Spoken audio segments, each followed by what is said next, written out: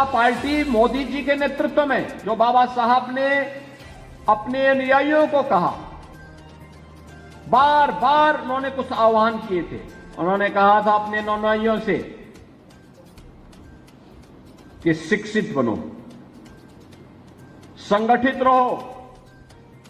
अन्याय के प्रति संगठित होकर के प्रतिकार करो।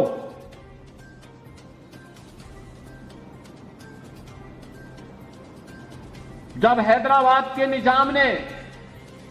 वहां पर अत्याचार करना प्रारंभ किया तो बाबा साहब ने हैदराबाद के हिंदुओं को और खासतौर पर अनुसूचित जाति से जुड़े हुए लोगों को एक पत्र लिखा। उन्होंने कहा कि देखो, कुछ भी हो, मैं सभी हैदराबाद रियासत के निवासियों से कहूंगा और खासतौर पर हिंदुओं से कहूंगा और खासतौर पर अनुसूचित जाति के लोगों से कहूंगा कि वह किसी भी स्थिति में इस्लाम स्वीकार न करें, कतई दबाव में न आए। अगर उनके सामने बचाव का कोई अंतिम संकट खड़ा हुआ हो तो वे वहां से प्लान करके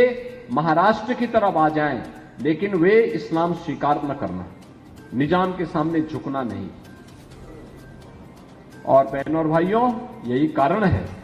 कि निजाम के सामने मजबूती के साथ लड़ने, जब निजाम और उसके रजाकारों के द्वारा अनुसूचित जाति जनजाति के लोगों पर अत्याचार किया जा रहा था, गांव गांव जलाए जा रहे थे,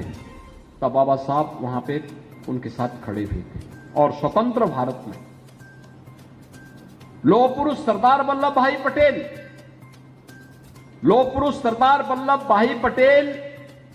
ने निजाम से हैदराबाद को मुक्ति दिलाई थी और वहां के नागरिकों को सम्मान दिलाने का काम किया था। बहनों और भाइयों, ये बातें हमें इस बात को बताती हैं कि उन्होंने शिक्षित बनने के लिए जो कहा, संगठित होकर के कार्य करने का जो आह्वान बाबा साहब ने किया था, दबे कुचले लोगों की आवाज को आवाज देने का जो आह्वान बाबा साहब ने किया था, यही तो कार्य पिछले 10 वर्ष से मोदी जी के नेतृत्व की भारतीय जनता पार्टी की सरकार कर रही है।